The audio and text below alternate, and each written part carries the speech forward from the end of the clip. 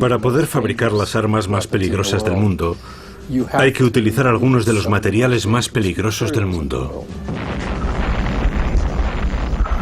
Durante el proceso de fabricación de plutonio para armas nucleares, se vertieron unos 165.000 millones de litros de líquidos contaminantes en la Tierra.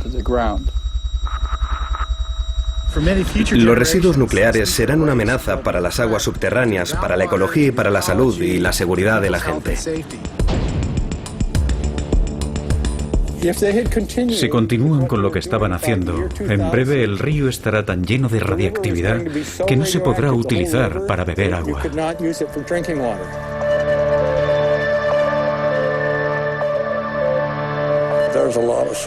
Mis sospechas y mi paranoia se debe a que el estado de Washington tiene la tasa de cáncer más alta del país.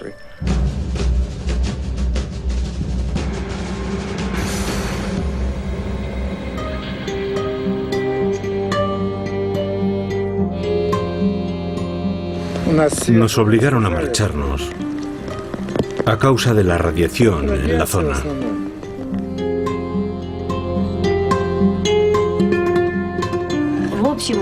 Dicen que beber leche es muy sano, pero nosotros sabemos que la nuestra está contaminada.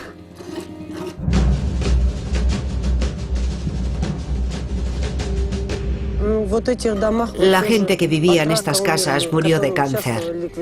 Eran técnicos en desmantelamiento. A veces cuando vengo aquí me echo a llorar. Ya no queda nadie y el Estado sigue sin hacer nada.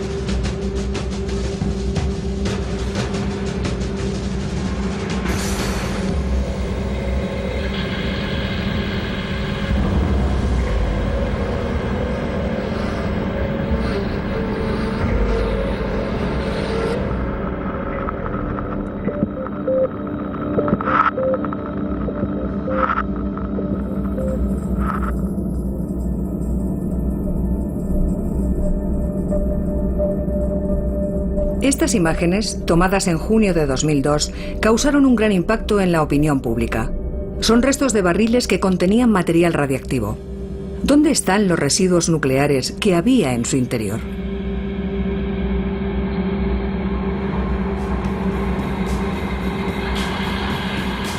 Nuestro equipo ha realizado una investigación a nivel mundial para averiguar cómo la industria y los militares manejan los residuos nucleares. ¿Representa un riesgo para los humanos?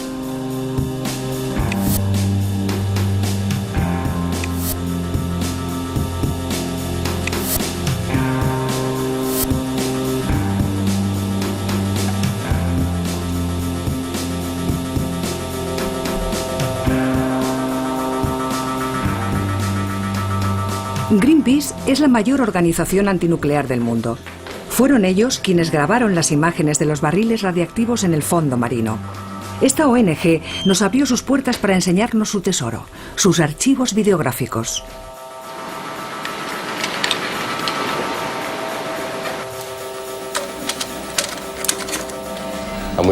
Fuimos a la fosa atlántica de Casqué.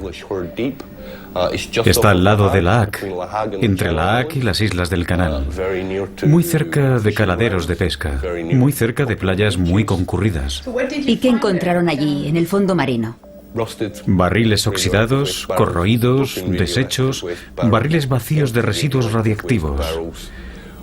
Vimos animales marinos, anguilas, peces que se movían tranquilamente entre montones de bidones. Por tanto, la pregunta que te haces es, ¿dónde están los residuos? Pues básicamente están en el entorno.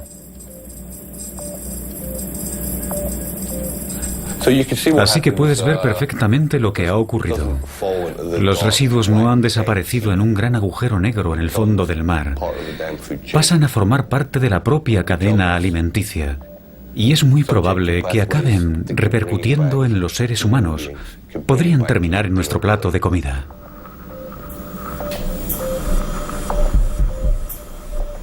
¿El vertido de residuos era normal en la época? Todo el mundo lo hacía. Los británicos, los franceses, los americanos, los rusos. En aquella época no se tenían en cuenta estas cuestiones. El mar era considerado el gran basurero del mundo.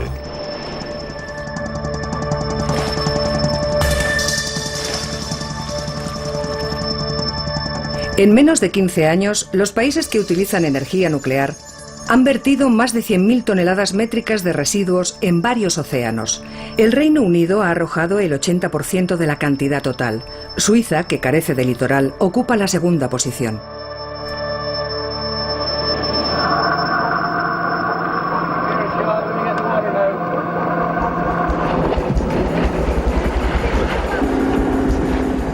Estamos preparados para empezar.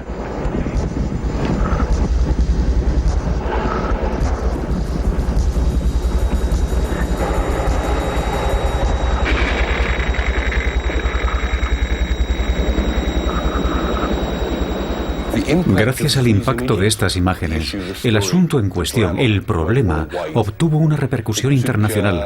Pasaron 10 años más antes de que ganásemos definitivamente la campaña y consiguiéramos parar el lanzamiento al mar de residuos radiactivos desde los barcos. En 1993, un tratado de Naciones Unidas prohibió definitivamente los vertidos directos de residuos. Aunque esta prohibición significó una victoria en cuanto a la protección del entorno, sigue sin resolver el problema de los residuos. Y es que diariamente los ejércitos y las centrales nucleares continúan generando desechos en todo el mundo. Los residuos se generan en el núcleo de los reactores nucleares. Para alimentar una central nuclear, un conjunto de barras de uranio, un mineral radiactivo, ubicadas en el núcleo del reactor, producen energía.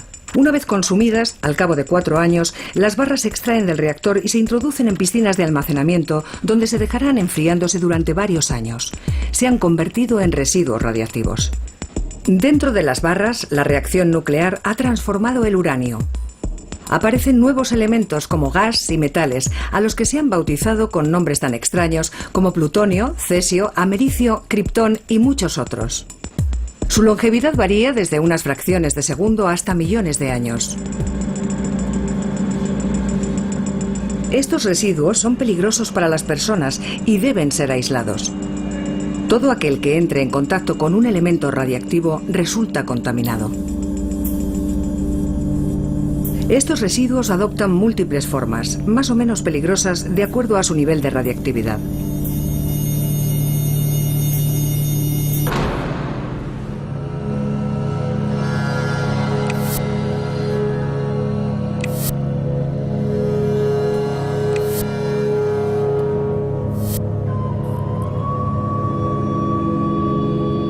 Nos dirigimos a la primera instalación nuclear que se construyó en el mundo en busca de los primeros residuos de la historia.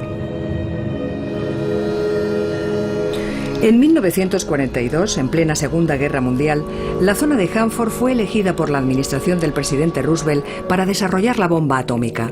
Se dio a conocer como Proyecto Manhattan. Construido en el centro del desierto, el campamento de Hanford se convirtió en una ciudad de naves y remolques que llegó a albergar a 51.000 personas. Fue en Hanford donde, apresuradamente, se construyeron 9 reactores nucleares y 5 fábricas de plutonio.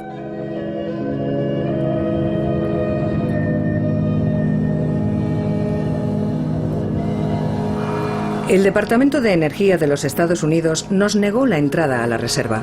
Decidimos aproximarnos por el único acceso posible sin necesidad de autorización, el río Columbia.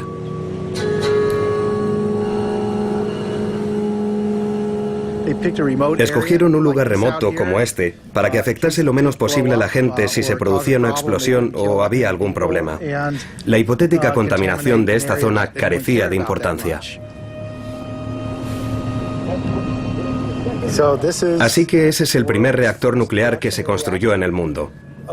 El primer reactor nuclear estadounidense se construyó en 1943 para producir el plutonio necesario para el armamento nuclear y se llamaba Reactor B, Ahí se produjo el plutonio que contenía la bomba de Nagasaki.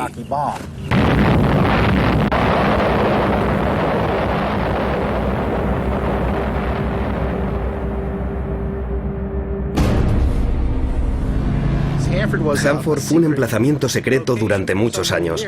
No se permitió que nadie tuviese conocimientos de las innumerables fugas, los incendios y los problemas que habían ocurrido en el pasado, ni de las radiaciones que absorbieron las comunidades que vivían en las proximidades. Como instalación cumplía su objetivo, fabricar armas, y la creación de residuos nucleares no era un problema. Y también tenían agua limpia, la del río que se necesitaba para enfriar el reactor. Y el líquido que se utilizaba para enfriar los elementos combustibles se vertía de nuevo en el río, contaminándolo considerablemente. ¿Y la gente sabía que se estaban vertiendo residuos radiactivos? Por supuesto que no. Era todo un asunto secreto. Formaba parte del Proyecto Manhattan, una operación del ejército norteamericano.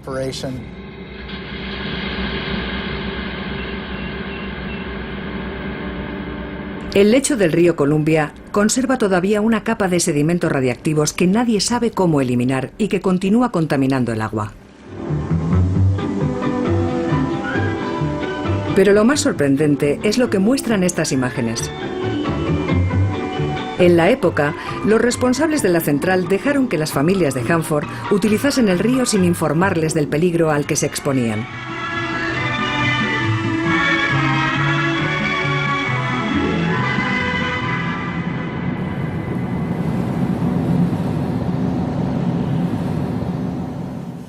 Llegué a Hanford en 1963. Tenía 21 años.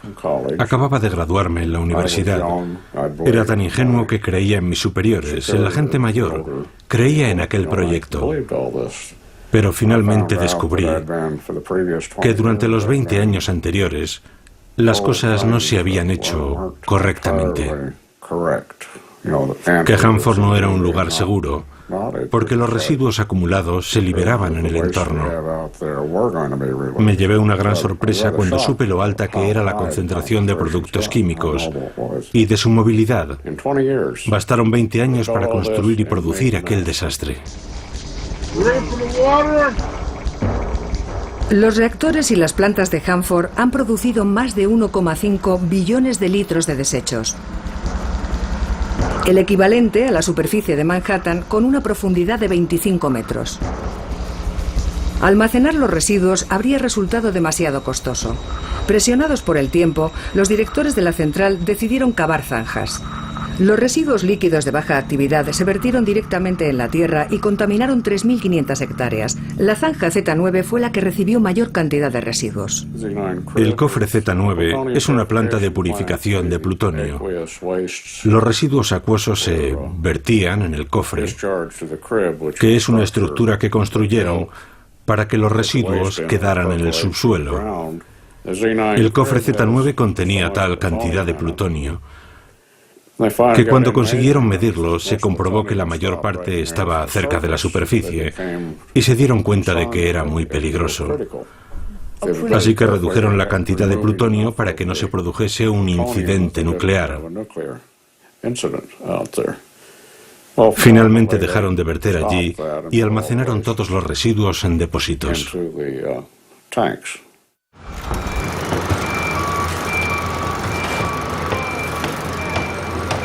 En 1943, los ingenieros construyeron 170 depósitos de hormigón, cada uno de los cuales era lo suficientemente grande como para albergar un edificio.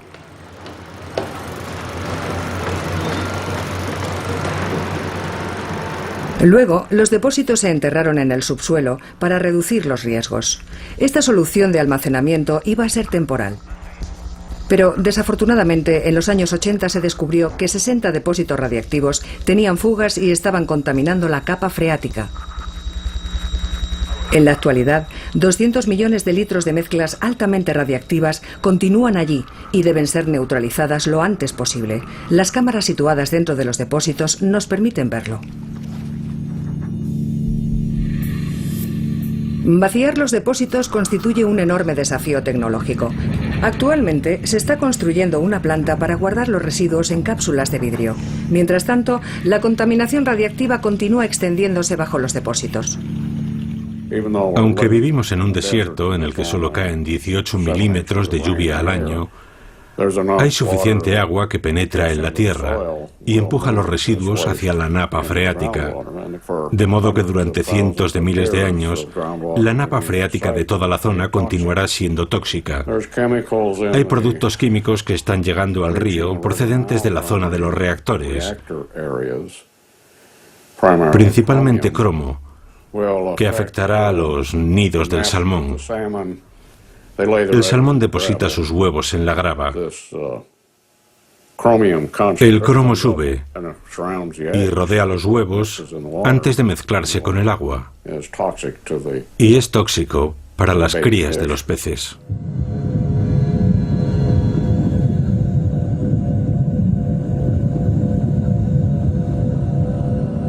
Los temores de Alien Bolt no son imaginarios.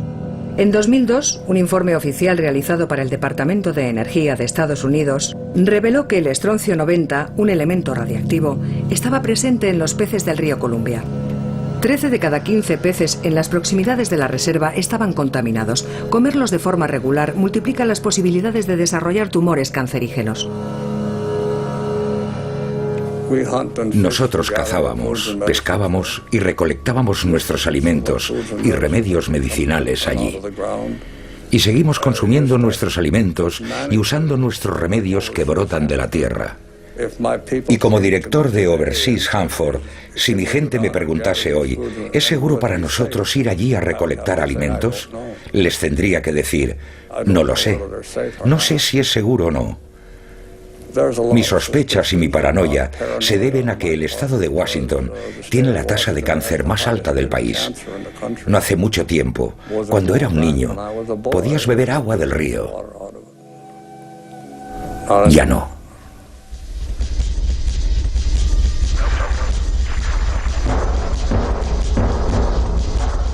Queríamos establecer una evaluación precisa de la contaminación del río. Fuimos allí acompañados de un equipo de científicos.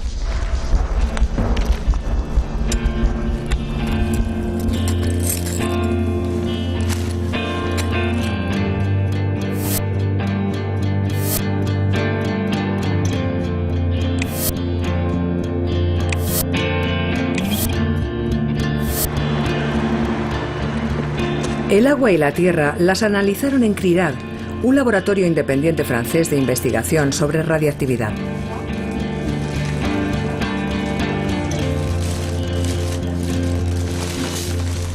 ¿Qué han encontrado en la reserva de Hanford en Estados Unidos?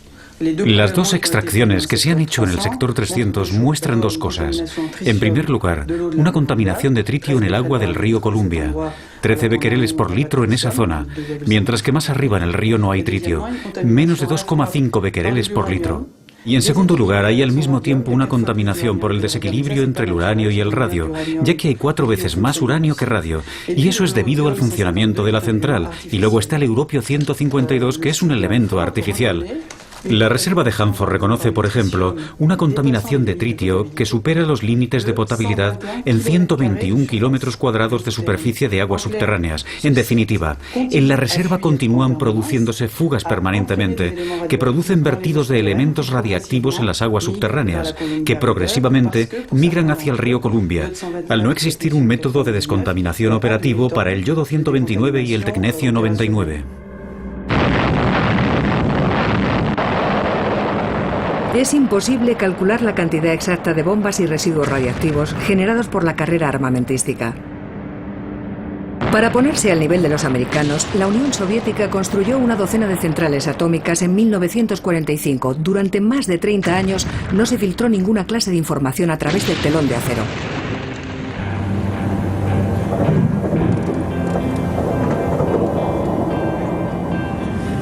En 1976 se recibieron las primeras informaciones en relación al desarrollo nuclear ruso. Un biólogo y disidente soviético, Yaures Medvedev, reveló que un depósito de residuos con un mantenimiento inadecuado había explotado en los Urales en 1957, un antecedente de Chernóbil, y nadie dijo nunca nada. ¿Por qué piensa que la gente no quería creerle? Pues porque en 1976 todos los países occidentales afrontaban la posibilidad de desarrollar energía nuclear. Y de pronto, Medvedev hablaba de residuos, de los peligros nucleares, las contaminaciones, así que pensaron que se trataba de una trama de la KGB para parar sus programas, para asustar a la opinión pública occidental.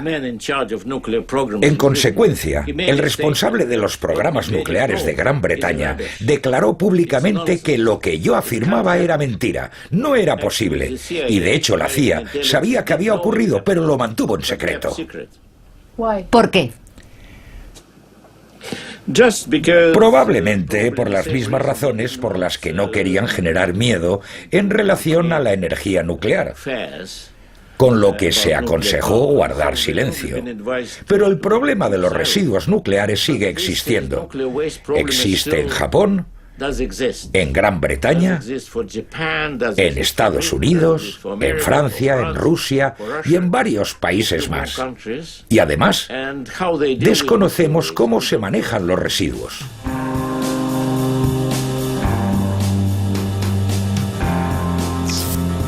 El accidente nuclear de 1957 tuvo lugar en los Urales, en una parte de Chelyabinsk. Fue ocultado por la CIA, los rusos y toda la industria nuclear porque revelaba no solo que los residuos eran contaminantes, sino que también eran explosivos y capaces de causar auténticas catástrofes. Desde 1946, las bombas atómicas rusas se produjeron en la instalación nuclear de Mayak, gemela de Hanford, la instalación americana. Aquí se prohíbe la entrada a los extranjeros. El depósito de residuos, que explotó en 1957, se encontraba cerca de esta ciudad y permanece inaccesible. Nos dirigimos a Tatarskaya Karavolka, uno de los pueblos más contaminados por la lluvia radiactiva.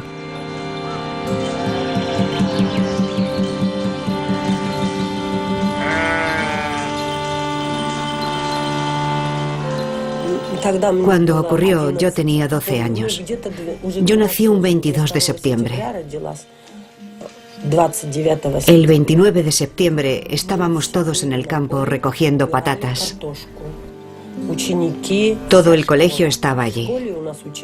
Nuestro colegio era muy grande, tenía más de 1500 alumnos. De pronto, sobre las 4 de la tarde, oímos una explosión. Y la gente mayor que había vivido la guerra pensó que había estallado un nuevo conflicto. La tierra se movió.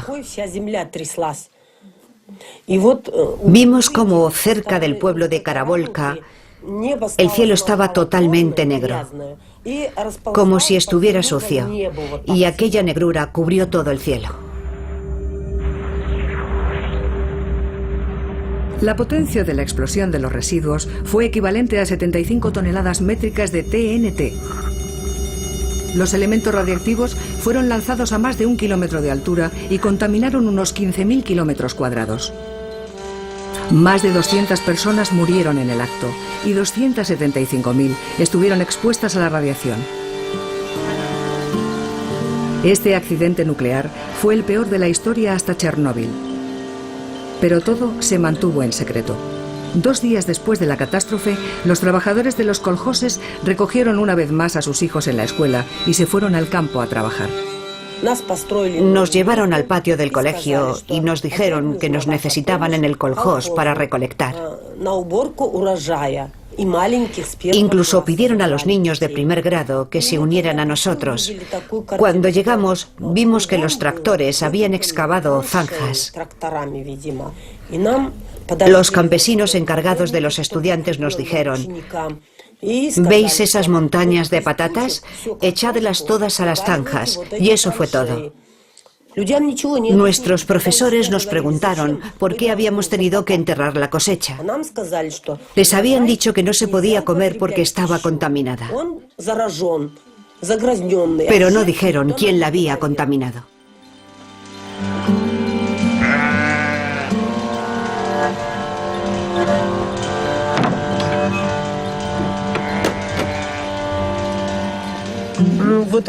La gente que vivía en estas casas murió de cáncer. Eran todos técnicos en desmantelamiento. A veces cuando vengo aquí me echo a llorar. Ya no queda nadie y el Estado no hace nada. Las casas están ahí, pero vacías. 1, 2, 3, 4, 5, 6 casas. 6 casas vacías porque todo el mundo murió.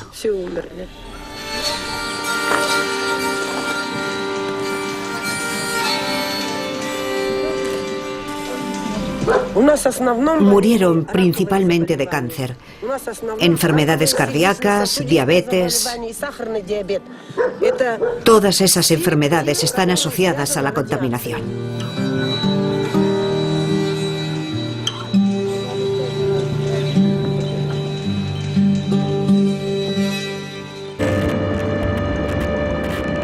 La instalación de Mayak y sus actividades siguen manteniéndose en secreto. Desde el principio, las plantas de plutonio de este enorme complejo han arrojado sus residuos líquidos a los lagos, transformándolos en estanques gigantes al aire libre. No obstante, descubrimos que los lagos de residuos están contaminando el principal curso de agua de la región, el río Techa. Este río proporciona agua a muchos pueblos antes de afluir en el río Ob, que cruza Siberia para desembocar en el mar de Kara.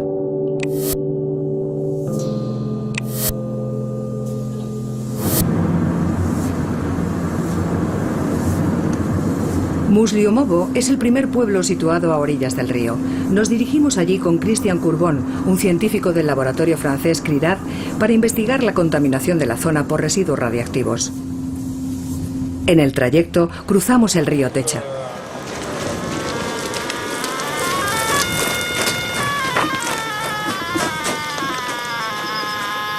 Aquí el nivel ya es alto. Justo aquí. Al pie de los escalones estamos a 1400 choques por segundo, que es bastante alto.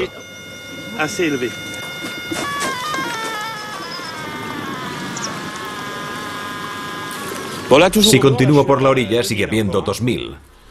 Pegado al agua, 2004, 2006, 2008, 3000, 4000, 5000.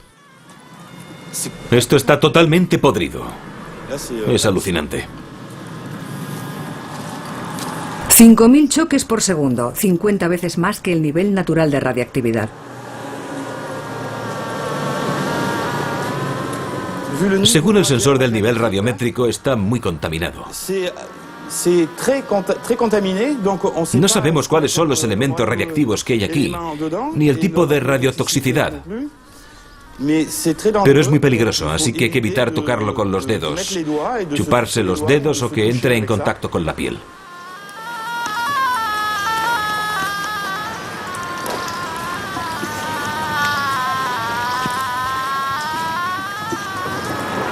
Encima del agua, 9000. Aquí sube a 16.000. 16.000 choques. Es una salvajada. Y en términos de nivel de radiactividad, ¿con qué lugares podría compararse? ¿Quieres decir en qué entornos podemos encontrar un nivel semejante? En Chernóbil. Pero unos niveles así, al borde de una carretera, debajo de un puente, no. Debajo de un puente, un lugar público. Y esto está lleno de huellas de pisadas. Hay gente que debe venir aquí a buscar juncos o a pescar, vete a saber. Seguro que hay gente que viene a pescar ahí, en la corriente.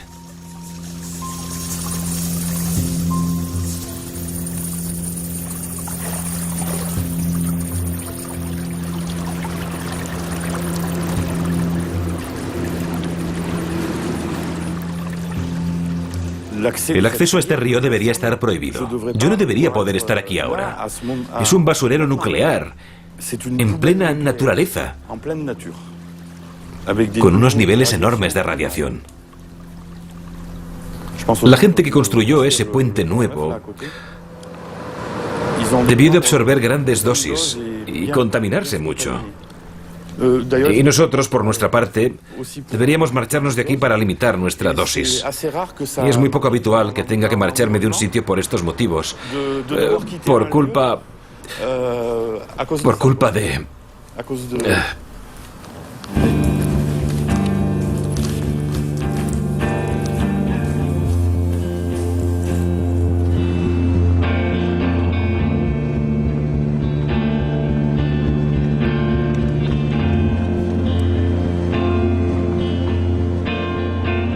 El río lleva contaminándose 50 años. El gobierno ha evacuado ya muchos pueblos. Musliomovo es el último.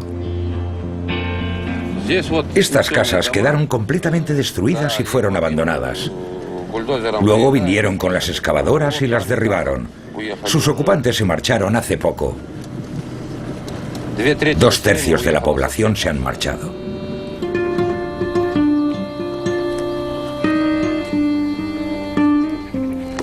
¿Por qué se marchó la gente? Por la radiación. Nos ordenaron que nos marcháramos por la radiación. Cuando veo las casas vacías, siento la misma angustia que cuando estalla una bomba.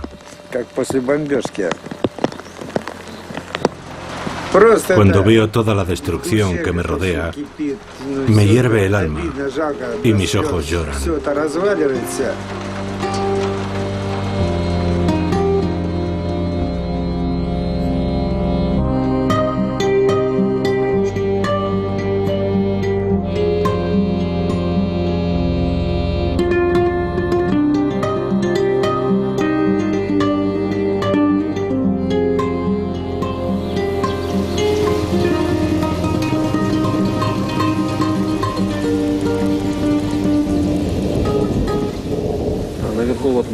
Ahí arriba había un colegio.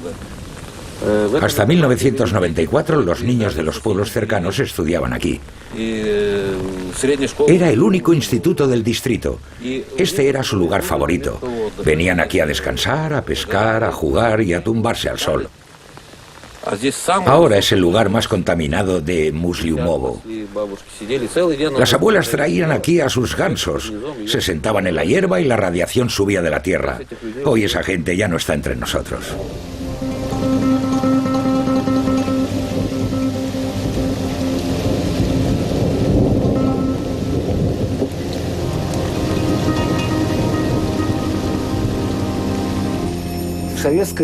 Durante la era soviética, todo lo relacionado con la industria nuclear se mantuvo en secreto.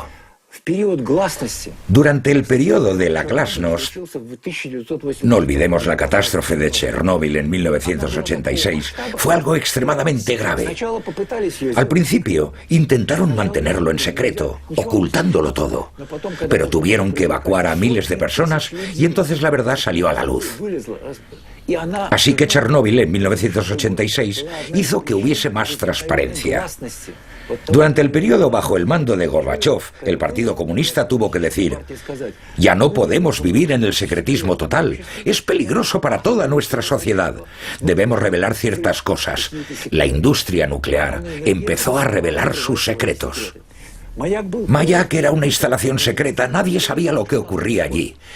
Los accidentes y las catástrofes que ocurrieron se mantuvieron en secreto. Pero lo cierto es que lo sabíamos. Corrían rumores. Los errores se ocultaban porque la catástrofe de Mayak afectó a las vidas de miles de personas. Pero empezamos a hablar de ello. Luego, cuando Yeltsin llegó al poder, durante la etapa de democratización, estuvo realmente obligado a hacerlo. Tras la caída de un régimen político, siempre hay un periodo corto, durante el cual el nuevo régimen cuenta la verdad. Eso fue lo que ocurrió en Rusia entre 1991 y 1995. Después, volvió a ocultarse otra vez.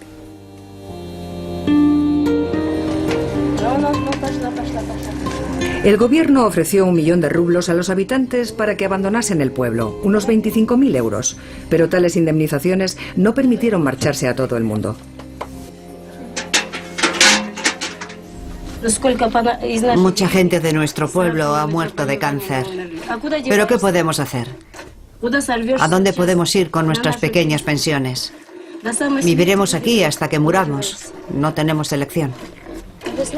¿Les explicaron cuáles eran los alimentos más peligrosos? Dicen que debemos comer productos importados. Pero ¿cómo puedo sobrevivir yo sin mi huerto? No puedo ir a ningún sitio con lo que gano. ¿Qué puedo comprar con 80 euros al mes? ¿Bebe la leche de sus vacas? Es nuestra leche. ¿Cómo no vamos a beberla? Han enviado muestras para analizar, pero aún no tenemos los resultados. Se llevaron también agua. ¿Sabe a dónde se la llevaron? Al Departamento de Salud y Epidemiología. ¿Y por qué allí exactamente? Allí las hacen todos los años. ¿Qué más sabe sobre todo esto? Hay un hospital en Chelyabinsk. Forma parte del Instituto de Biofísica. Ellos hacen los análisis. ¿Qué les han dicho sobre los resultados? Nada. Se los han guardado para ellos.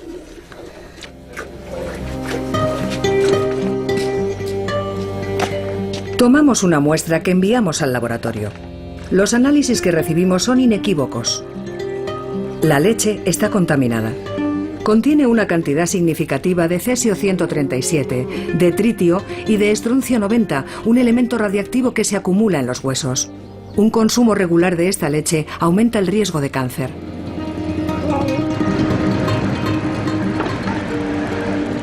El FIP, en la cercana gran ciudad de Chelyabinsk, es un hospital especializado en medicina nuclear donde se analiza la leche.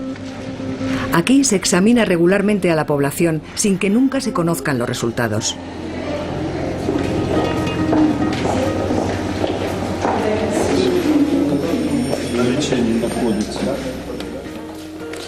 Bien, quiero que me diga en qué consistió su estudio. Desgraciadamente, nuestra población es muy peculiar, ya que su entorno natural ha sufrido los efectos de la radiación. Los resultados de los primeros estudios han sido confirmados por nuestra investigación actual. Demuestran que existe un vínculo claro entre la dosis de radiación recibida y el número de enfermedades oncológicas, así como la tasa de mortalidad como consecuencia de estas enfermedades.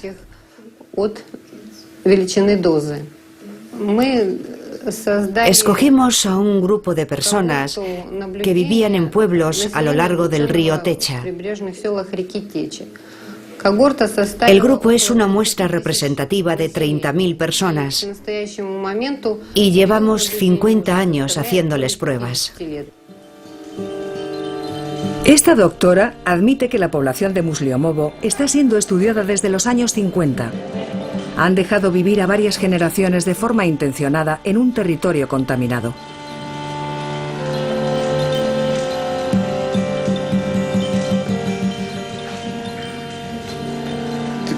Nos están utilizando como conejillos de indias. En Kurchatov erigieron un monumento y a nosotros lo único que nos queda son cruces. Cada día se celebra un funeral en nuestro pueblo de Musliomovo. Hay más de 6 cementerios llenos. Vayan a verlos. Están absolutamente llenos. El año pasado perdí a mi hijo. El 21 de junio habría cumplido 48 años. Murió de cáncer. Debían habernos avisado y evacuado hace mucho tiempo. Vivimos como conejillos de indias.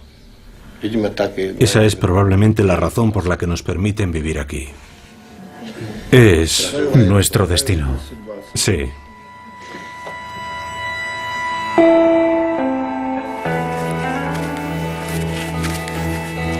En Musliomovo está prohibido el acceso al río Techa, pero las medidas de protección son mínimas. Los habitantes y los animales siguen yendo allí.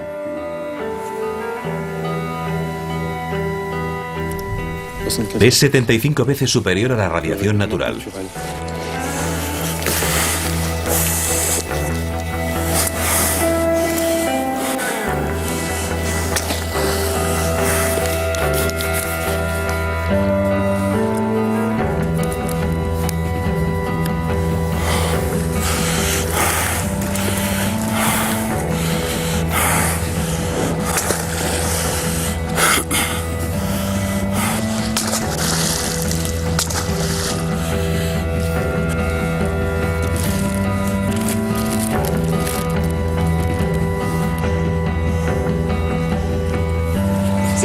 ¿Es muy alta? Sí. ¿Sí? Sí.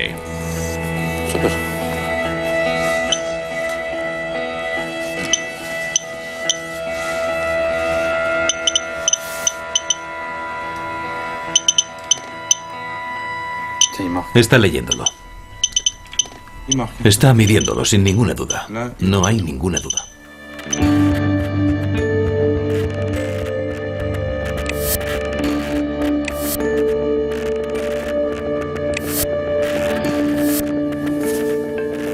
De vuelta en el laboratorio de Crirad, Christian prepara los análisis.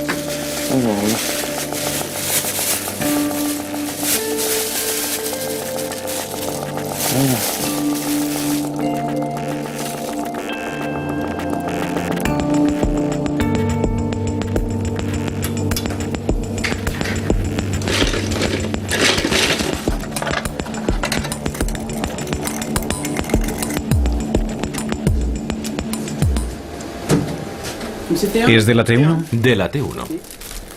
Tras colocar las muestras en un canal de recuento de espectrometría gamma, va a evaluar su nivel de radiactividad y a intentar detectar la presencia de ciertos elementos radiactivos.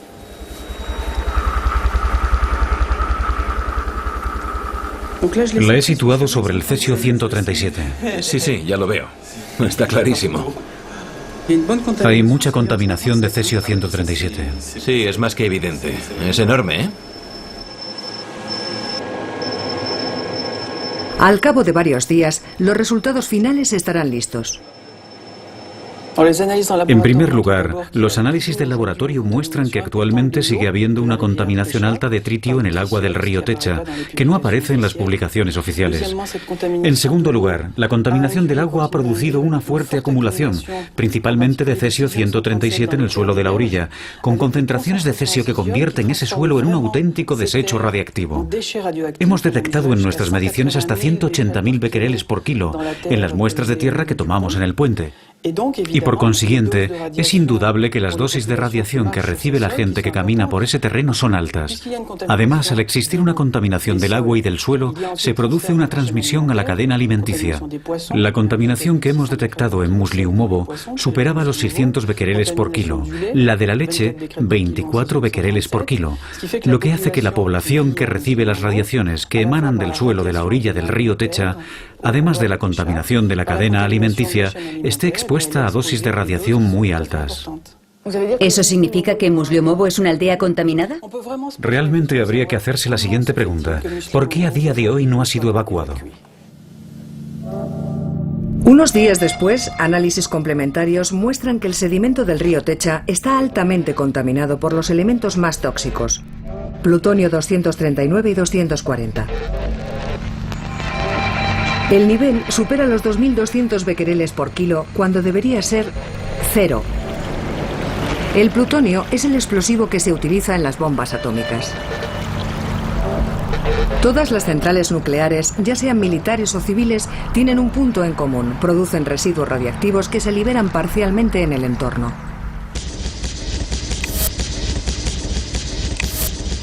En La Hague, Francia tiene también su propia instalación. Una central que reprocesa los residuos, similar a la que hay en Mayak.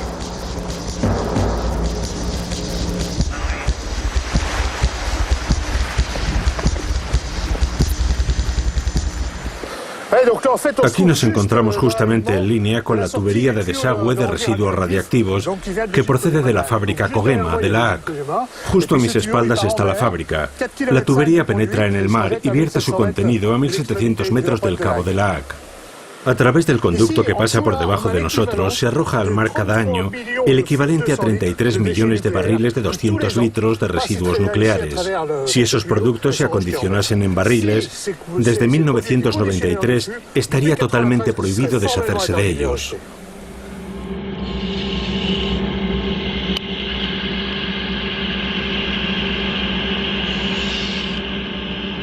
La planta de reprocesamiento de La Hague vierte diariamente 400 metros cúbicos de residuos en las aguas del Canal de la Mancha.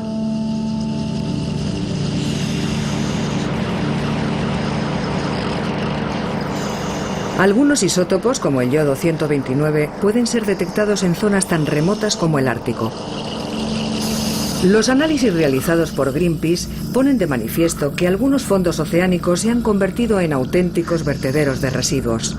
Las algas, los crustáceos y los moluscos están también contaminados.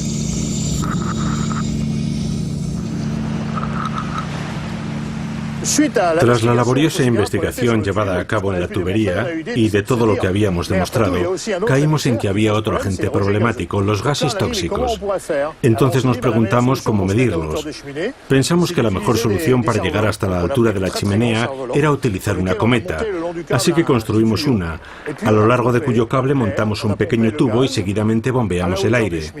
Recogimos los gases que salían a la altura de la chimenea en el exterior de la instalación y comprobamos los resultados. Y descubrimos los altísimos niveles, decenas de miles de becquereles por litro de aire, de todos los productos radiactivos arrojados por la planta de la ACC. Resulta que nadie los había medido nunca, éramos los primeros.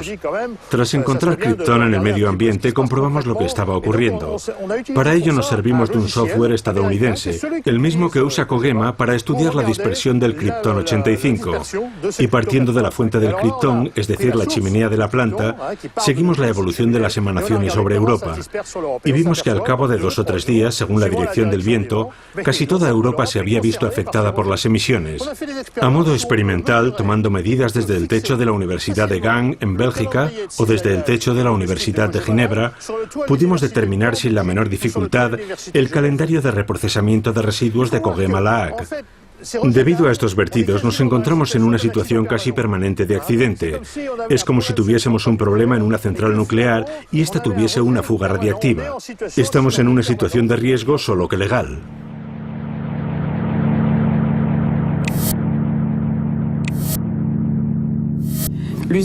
La planta de la ACC es una de las instalaciones del mundo que cuenta con los permisos más amplios. Si observamos la cantidad de criptón que ha sido vertida por todos los ensayos de armas nucleares hechos hasta la fecha, los 500 ensayos atmosféricos de armas nucleares representa esta columna de aquí. En cambio, vemos que la planta de la ACC en un solo año, por ejemplo el año 1990, ha arrojado a la atmósfera más criptón 85 que todas las explosiones atómicas que han sido llevadas a cabo por el hombre durante decenios. Y como el periodo de difusión del gas es de 10 años, se va acumulando progresivamente en la atmósfera. Si nos fijamos desde los 60 hasta hoy, la década del 90 y la primera del 2000, la concentración de criptón radiactivo en la atmósfera del hemisferio norte no ha cesado de aumentar. Y eso se debe a los vertidos de residuos, incluidos los de la ACC.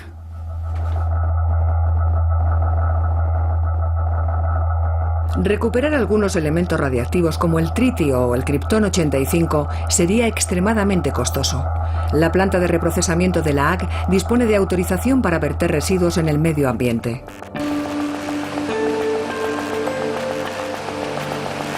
La planta de reprocesamiento de la ACC cuenta con su propio equipo que se encarga de tomar muestras y medir la lluvia radiactiva.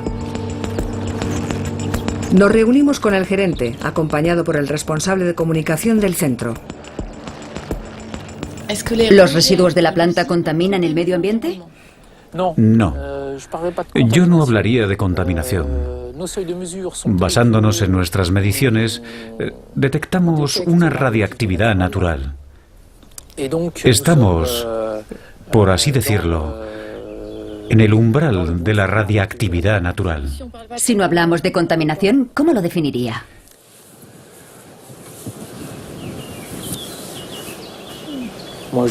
Yo lo definiría como ausencia de impacto.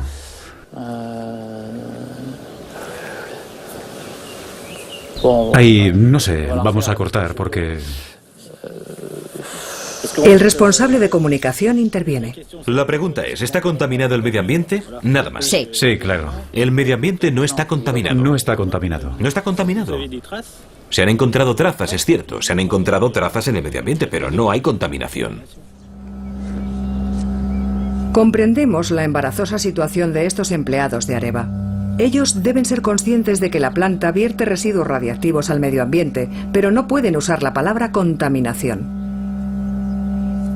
Sabemos que se vierten residuos radiactivos en el medio ambiente, pero la industria nuclear dice que dichos residuos no son peligrosos, ya que están por debajo de las normas sanitarias.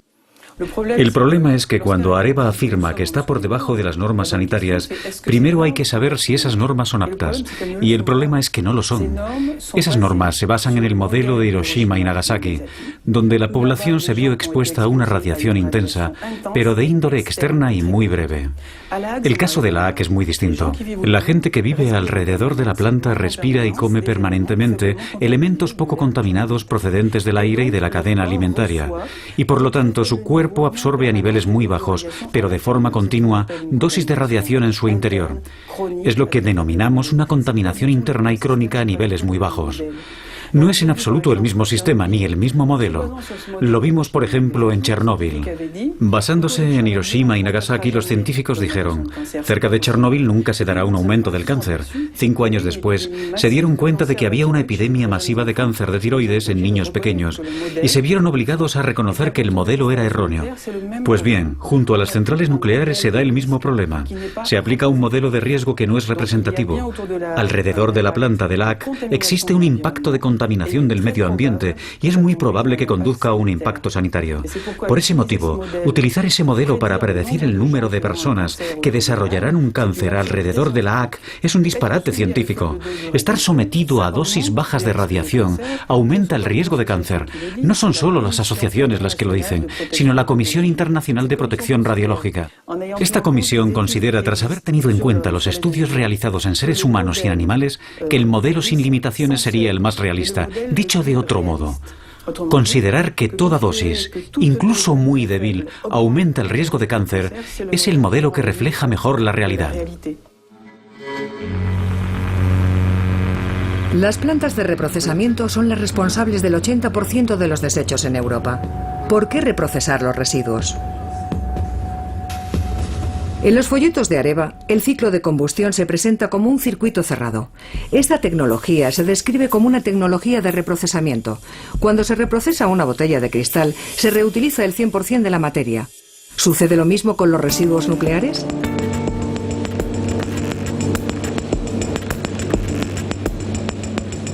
El grupo Areva nos permite visitar la planta de reprocesamiento de la AAC.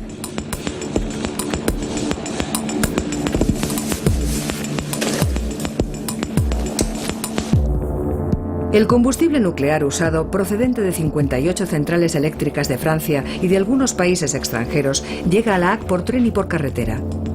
Seguidamente, es descargado por unos robots en el interior de este edificio completamente hermético. Cualquier contacto con el combustible sería letal. Una vez descargado, el combustible se guarda en piscinas de almacenaje a la espera de su reprocesamiento. Debe someterse a un proceso de enfriamiento y perder parte de su radiactividad. Esta es una de las 4 piscinas de almacenaje intermedio de elementos combustibles.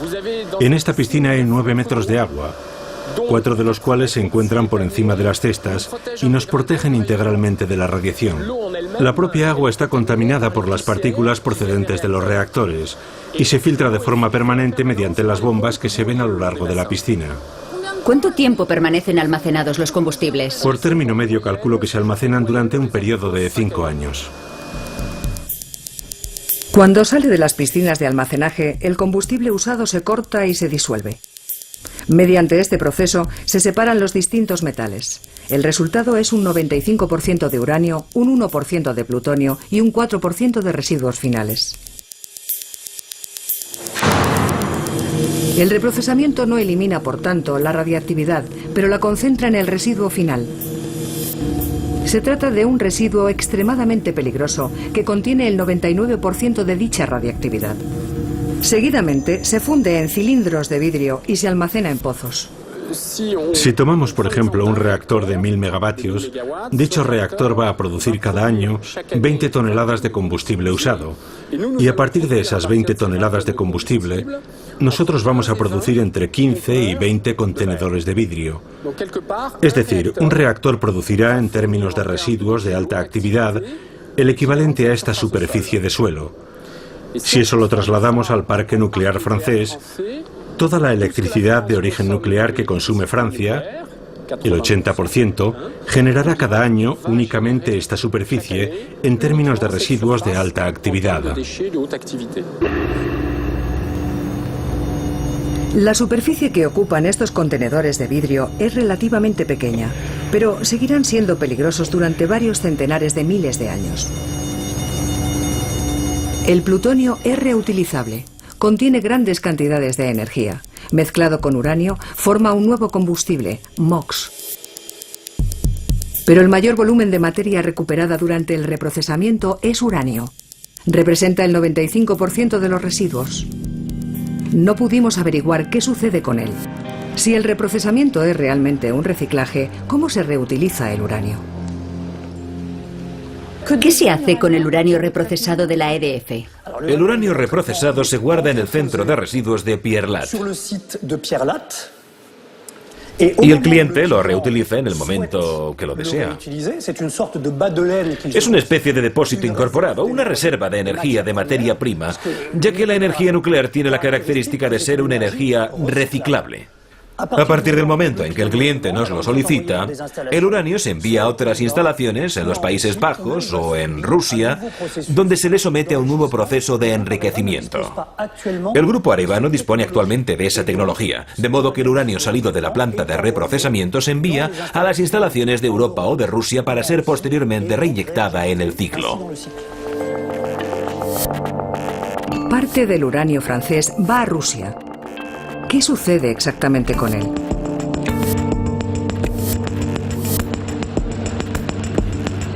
Vladimir Chuprov, miembro de Greenpeace Rusia, nos explica que el uranio es enviado a Tomsk, en el centro de Siberia.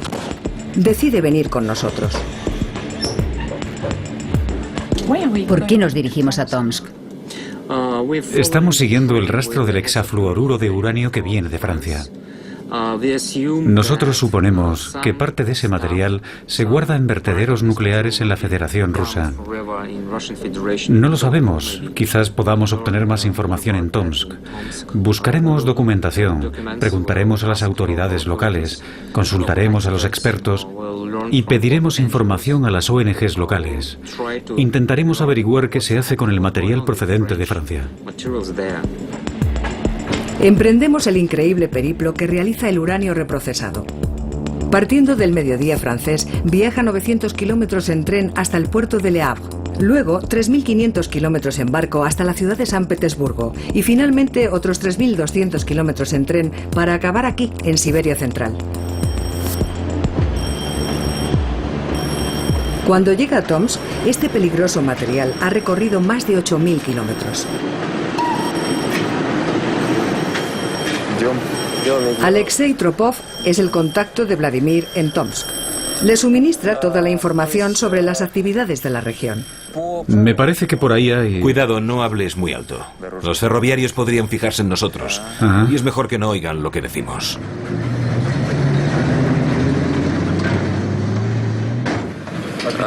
Lo que hacen habitualmente es transportar el uranio y los materiales radiactivos en dirección a Seversk. El transporte de uranio no termina en Tomsk. Continúa unos pocos kilómetros más allá hasta la central nuclear Tomsk 7. La ciudad está cerrada a los extranjeros.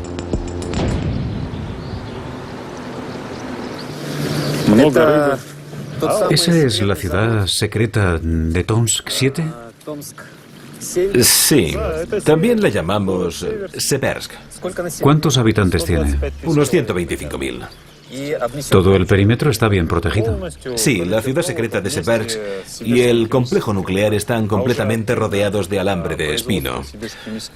Y el terreno que rodea la planta nuclear cuenta, como es lógico, con medidas de protección suplementarias.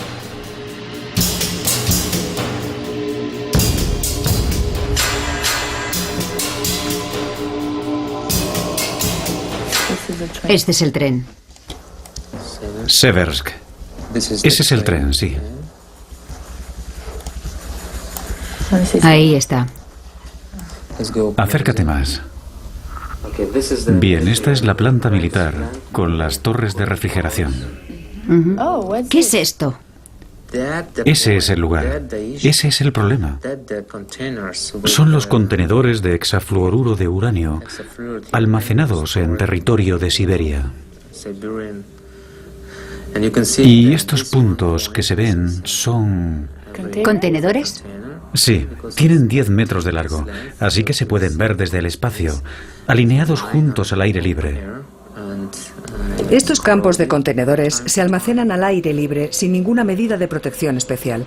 Intentamos confirmar que se trata realmente de uranio. Permítame que le enseñe.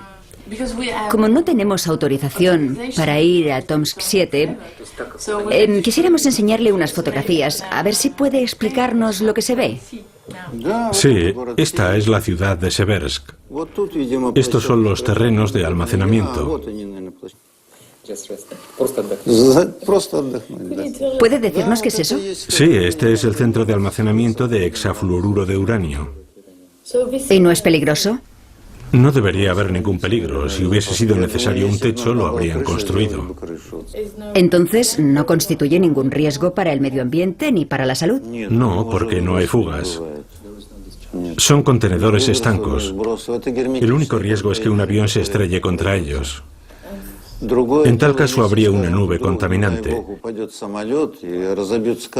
Pero se encuentran lejos de los barrios habitados. Si le soy sincero, tenemos un territorio tan vasto que el hecho de que algunas hectáreas estén ocupadas por esos contenedores personalmente no me causa la menor inquietud. ¿Qué se hace con el uranio francés una vez que llega aquí? Lo transformamos. Lo trasvasamos de los contenedores utilizados para el transporte a contenedores locales. Luego lo enriquecemos con uranio 235 para que pueda servir de combustible a las centrales nucleares. Después de la transformación, el combustible se reenvía a Francia en forma de gas enriquecido. ¿Quiere decir que la totalidad del uranio que llega de Francia regresa otra vez allí? No, en absoluto. El 80%, puede que incluso más. No conozco la cifra exacta, pero en torno al 80% del uranio empobrecido se queda aquí, almacenado en nuestro depósito. Francia abandona toneladas de uranio empobrecido en una zona recóndita de Siberia. No es altamente radiactivo, pero sigue siendo el tipo de residuo que debe ser supervisado y almacenado en buenas condiciones. De regreso en Francia, EDF, propietaria de las centrales nucleares francesas, confirmó la información descubierta en Rusia. El 90% del material restante se deja en Rusia después de ser enriquecido. Y este nuevo dato cambia el resultado final del reprocesamiento. Después de ser enriquecido, el 90% del uranio restante no es reutilizable. Finalmente, resulta que el reprocesamiento de residuos permite reciclar únicamente un 10% del material, un porcentaje muy alejado del 96% anunciado por Areva, que utiliza esa cifra para presentar la energía nuclear como una energía reciclable. Este bajo nivel de reprocesamiento se logra a costa de un transporte peligroso, una alta contaminación y una lluvia radiactiva en el medio ambiente. La elección de esta tecnología es por lo tanto cuestionable. Solamente 3 países del mundo han escogido esta solución: Francia, Inglaterra y Japón. Pero eso no quiere decir que otros países hayan resuelto el problema de los residuos. En los Estados Unidos, las barras de combustible usado se guardan en el interior de contenedores reforzados y se almacenan alrededor de las centrales nucleares.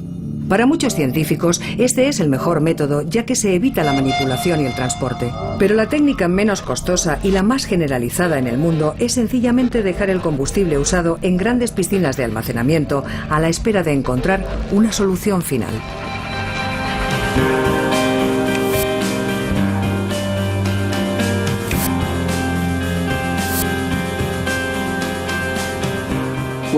Mis colegas y yo publicamos un informe en el año 2005 en el que analizábamos los últimos 25 años en materia de seguridad respecto al combustible usado y planteábamos la hipótesis extrema de un atentado terrorista.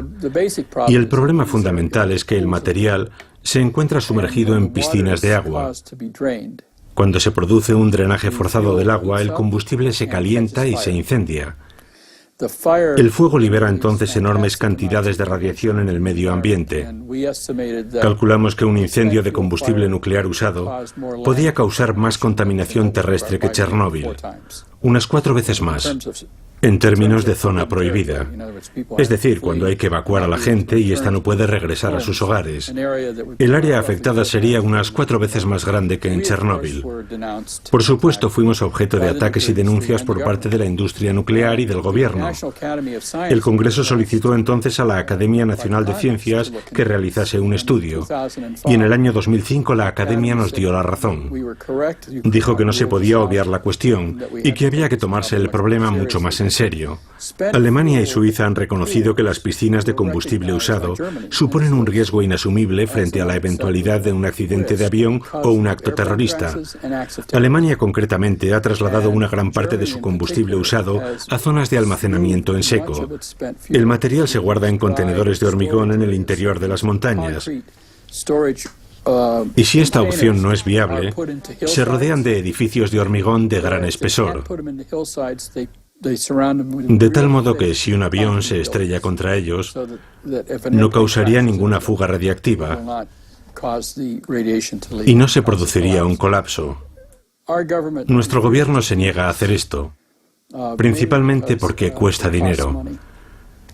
Los franceses, como ya sabe, en La Hague tienen armas antiaéreas. Tienen muchas piscinas de combustible usado allí, pero su idea es, bueno, derribaremos los aviones. No es la opción que hemos elegido en los Estados Unidos.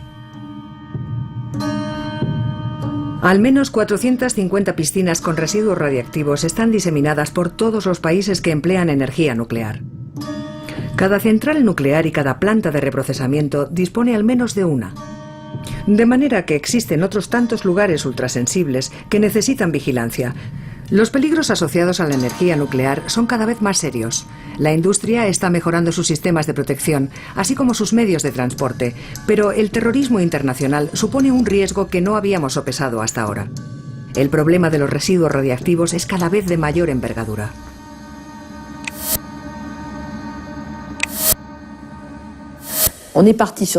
Adoptamos esta tecnología apostando a que seríamos capaces de saber tratar los residuos. La apuesta se hizo en los años 70 y 40 años después, 2010, todavía no la hemos ganado. No hemos encontrado soluciones para los residuos. Su tratamiento podría hacerse mediante la reutilización masiva, que no es el caso del MOX. O podría hacerse mediante un sistema que permitiese incinerar los residuos nucleares, cosa que no existe. Así que de momento es lo que hay. Por eso no podemos hablar de una energía sostenible, tal como entendemos hoy las energías sostenibles. En Francia la energía nuclear es como una religión, compartida por la gran mayoría de la clase política de izquierda y derecha, y hoy alimentada por la cuestión del cambio climático, en el sentido de que lo nuclear va a salvarnos, de modo que es casi un sentimiento religioso contra el que es muy difícil luchar. Yo misma no formo parte de la corriente antinuclear. No estoy a priori contra la tecnología nuclear, aunque sé que plantea muchos problemas. No estoy tan segura de que sea económicamente rentable. De lo que sí estoy segura es que ha sido el origen de muchos males, males de la sociedad francesa, por la opacidad y el secretismo del que se ha rodeado el sistema, que se ha extendido sobre muchas otras materias porque había que ocultar que tenían que ver con el tema nuclear. Y en segundo lugar ha sido el origen de una parte de nuestras dificultades económicas actuales, en la medida en que lo hemos apostado todo a la energía nuclear, a costa de no haber desarrollado las energías renovables, la eficacia energética, los nuevos materiales, y que nuestra industria va a remolque.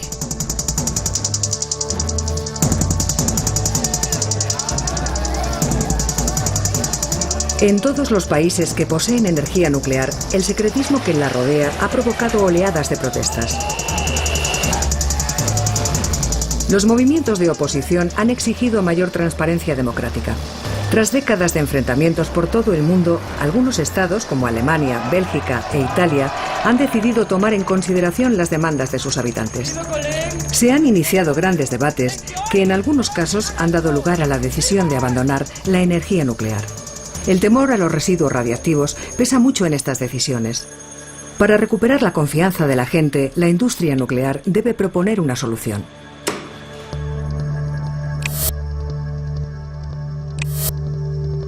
Las últimas investigaciones ponen de manifiesto que podríamos comenzar a ver el principio de una solución hacia el año 2050, gracias a la transmutación. Mientras tanto, la propuesta más reciente es enterrar los residuos en el subsuelo. La planta de Bure, en Francia, fue escogida para albergar un laboratorio único en el mundo. Un equipo de científicos está ensayando la posibilidad de almacenar los residuos a grandes profundidades bajo tierra.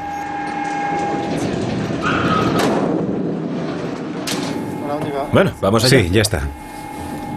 Ya está. Vamos a descender a 490 metros, en medio de la capa de arcilla que estamos estudiando, que se encuentra entre 422 y 552 metros de profundidad.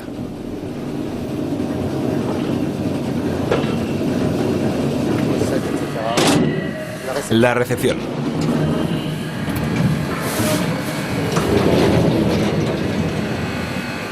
El laboratorio se encuentra en el centro de una enorme burbuja de arcilla, escogida por su impermeabilidad al agua. En esta capa geológica vamos a instalar los residuos. Los de alta actividad y vida larga y los de media actividad y vida larga. Es decir, ¿residuos altamente radiactivos? Los residuos más radiactivos. De manera que lo que estudiamos aquí son las propiedades de confinamiento de la roca para confinar durante periodos muy largos, decenas de miles de años, cientos de miles de años, la radiactividad. ¿Por qué? ¿Porque estos residuos son peligrosos? Son obviamente residuos muy peligrosos y al cabo de varios miles de años los envases de los residuos sufrirán una degradación. Por consiguiente, es necesario que la roca asegure el almacenamiento de todos los productos radiactivos de manera que queden confinados durante el tiempo de duración del decaimiento radiactivo. El hormigón, acero inoxidable y vidrio que confinan la radiactividad terminarán desapareciendo. Los residuos se liberarán y se desplazarán lentamente a través de la capa de arcilla, emergiendo a la superficie. Los residuos serán peligrosos al menos durante 200.000 años. No deben salir antes al entorno. Los cálculos y decisiones de los ingenieros son vitales para el futuro. Hay que tener en cuenta que si el centro de almacenamiento se construye entre los años 2025 y 2030, tendrá un periodo de explotación de entre 70 y 100 años. Cuando termine esta fase, el centro será vigilado durante unos 200 años más. Después, si puede continuar siendo vigilado, lo será.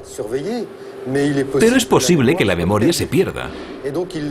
Así insisto en que es importante que el centro de almacenamiento sea seguro, para que si se pierde la memoria no se produzca ningún tipo de daños. ¿Cabe la posibilidad de que un día un arqueólogo se encuentre con esos barriles? Existe el asunto de la memoria. Hay dos opiniones que han aparecido espontáneamente en el debate. Están los que dicen, no, es absolutamente necesario marcar la superficie bajo la que se encuentran los centros de almacenamiento con obras gigantescas. Tal vez obras de arte, porque el arte lo preservamos, nos acordamos de él. Es hermoso. Podrían ser pirámides o algo parecido. Y luego hay otros, también gente de la calle, que opinan, no, todo lo contrario, hay que banalizarlo. Porque si dejamos una marca y no olvidamos dónde está, el hombre del futuro será igual de curioso que nosotros y habrá un arqueólogo que se lanzará en busca del centro de almacenamiento. Esto resulta casi poético. Estamos dentro del ámbito de la ciencia ficción y cualquiera puede estar equivocado o tener razón, pero no lo sabremos hasta dentro de 100.000 años. Pero en cualquier caso, es mejor confiar en el hombre o en la geología. La lógica del almacenamiento es estabilidad en la profundidad, aunque finalmente los residuos vuelvan a aparecer.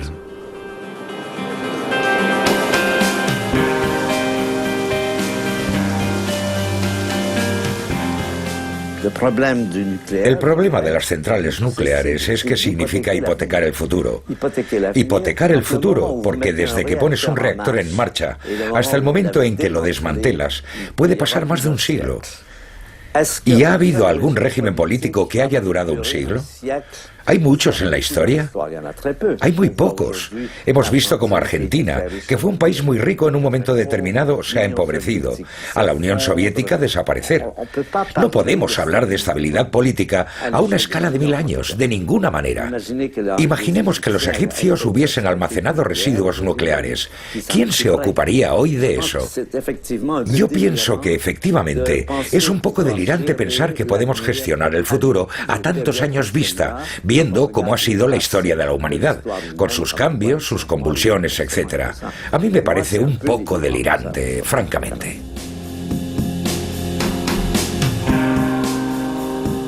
¿Qué aspecto tendrá este paisaje dentro de 200.000 años? ¿Habrá una ciudad, un mar de hielo, un océano o un campo de flores como hoy? La energía nuclear nos exige considerar periodos de tiempo muy prolongados. 200.000 años significan más de 600.000 generaciones que deberán mantenerse protegidas de las actividades que estamos realizando actualmente. Los ingenieros parecen confiados, pero la responsabilidad es enorme. Deben garantizar la seguridad de 600.000 generaciones. ¿Podemos confiar en ellos?